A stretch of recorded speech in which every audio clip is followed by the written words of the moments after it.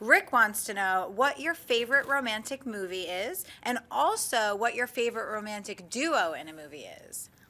Oh, favorite romantic duo would probably have to be Tom Hanks and Meg Ryan. What? I adore Tom Hanks and Meg No. Ryan movies. Like You've Got Mail, I thought was awesome. No. Sleepless in Seattle. Yeah, Sleepless in on. Seattle. Were they together, Joe, in the volcano as well?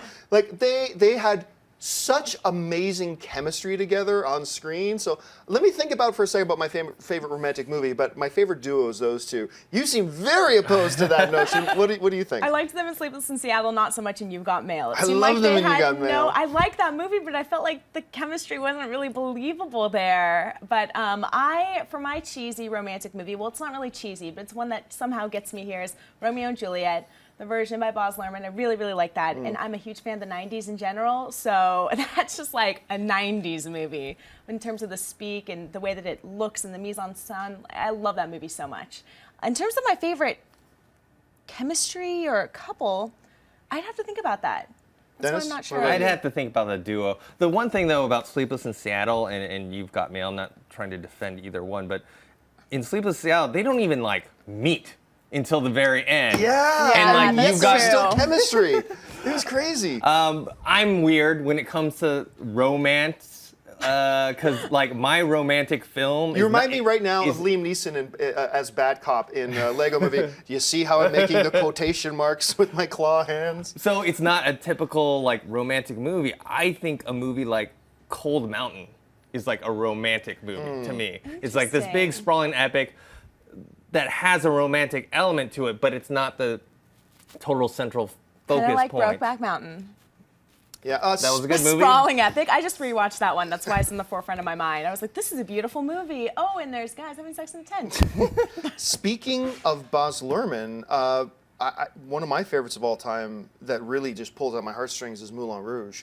I love that movie on so many different levels. I thought the music is great, visually it's spectacular. I thought the story, I mean, you get kind of weepy-eyed near the end. It's a beautifully told story. The other one, I've talked about this film before, and most people have not seen it, but it was a wide release film.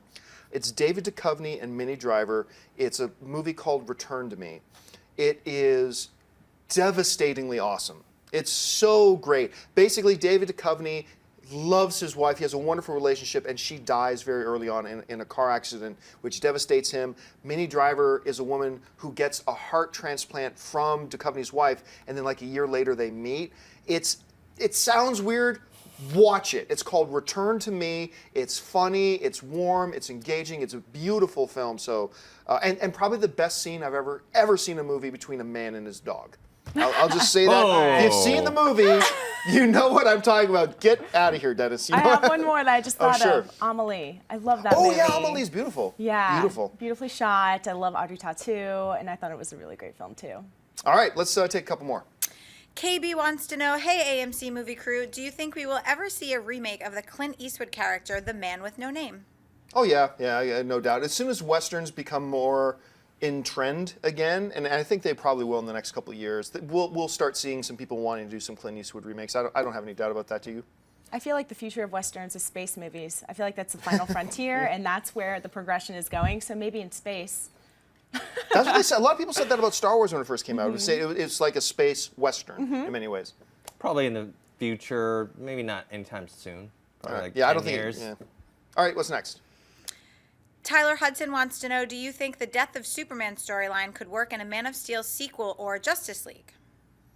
I don't think they're going to go that way. And honestly, I don't. Maybe at some point I could see something like that working, but I don't think they're going that way anytime soon. I don't think it would work right now. I don't want to see it just because of the historical kind of, in a way, blunder that the Death of Superman storyline was in the world of comics, because it did this whole thing about the death of Superman, and all these media outlets covered all this stuff, and he basically came back like 6 months later. Yeah. And so it just became like almost like a sham. And it almost became a movie. Watch John Schnepp's documentary, The Death of Superman Lives, What Happened, coming soon. Aaron, what about you? I hope that they don't try to incorporate another storyline or another crazy element into the upcoming Batman vs. Superman movie, just because I'm already so concerned for the future of this film that I think that they should just focus on keeping it simple. But that's just me. All right, what's next? Andy Panayautu asks, any news on the Hyperion movie? Last I heard, Bradley Cooper was looking to make it. No, I haven't heard anything. You guys? No. All right, next. Joanne says, hey guys, who from the Movie Talk crew is going to Comic-Con this year? I think we're all. We're actually. We've had this discussion. Everybody's mad at me because I said we're not 100% sure going to Comic-Con yet, and everybody got mad at me. We will probably be at Comic-Con. And if we go, we will probably have all of us there, and we will do another meet and greet, and we'll have some panels, and we'll keep everybody updated as far as what's going on with Comic-Con and dates and wheres and whens and all that kind of stuff. I'll be at Comic-Con. Oh yeah, I'm sure. I'm sure even if we don't go as officially as an AMC Movie News crew, I'm sure a couple of us will be there anyway. I'll be there too. Roy Harper wants to know, how much of Smaug do you think we will see in Hobbit There and Back Again? I don't think much. I think he'll probably be in the first act, and I think they'll be done with Smaug in the first act, and then they'll move on to the climax of the series and the battle of the armies and all that kind of stuff. So I think maybe in the first act, but not too much. What do you guys think? A lot in the first act, though. Oh, We'll see yeah, a lot of him in the first act. But I want Necromancer. I just want the Necromancer. I just throwing my Valentine's Day everywhere. Okay, what's next? Sorry, I'm going to skip that one. Bazinga Guy says, hey, I love AMC Movie Talk. Did you guys hear that Legend 2 might have zombie elephants in it? I haven't even heard about Legend 2.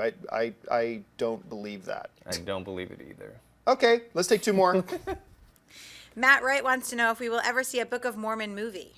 Oh, I think so. And I think I've even heard Parker talk about it, that they're looking at doing something like that. So I wouldn't give them a couple years and let them get the massive success of their stage thing behind them. I don't think they want to cannibalize their existing stage stuff they got going on. When they're done with that, give it a few years. I think we'll see it. I think we'll see it as well. It's funny, though, the Pantages Theater is right near where I live, and they have Book of Mormon going on right there.